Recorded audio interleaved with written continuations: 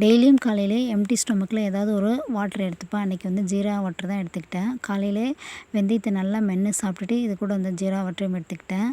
வெந்தயத்தில் நிறைய health benefits இருக்குங்க. கண்டிப்பாக வந்து உங்களால் மென்று சாப்பிடலைனாலும் ஊற வச்சு அப்படியாவது முழுங்குங்க.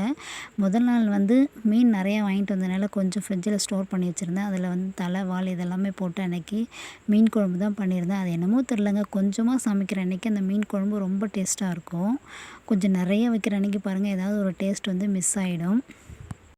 இப்போலாம் வந்து பொன்னாங்கண்ணி கீரை நிறைய கிடைக்கிறதுனால அடிக்கடி சமைக்கிறேங்க. கடையிறத விட எனக்கு பொரியல் பண்ணி சாப்பிட்றது ரொம்பவே பிடிச்சிருக்கு. ஒன்றுமே இல்லைங்க, கொஞ்சமாக எண்ணெய் விட்டு கடுகு, கடலைப்பருப்பு, காஞ்ச மிளகா, தட்டி வச்ச பூண்டு, வெங்காயம் இதெல்லாம் சேர்த்து நல்லா வதக்கிட்டு அது கூட வந்து கீரையும் சேர்த்து நல்லா வதக்கி விட்டுட்டு கொஞ்சமாக தண்ணி தெளித்து உப்பு சேர்த்து அப்படியே ஓப்பன்லேயே வேக வைங்க. ஃபைனலாக வந்து தேங்காய் துருவல் போட்டு இறக்குனீங்கன்னா சூப்பரான பொன்னாங்கண்ணி கீரை பொரியல் ரெடி.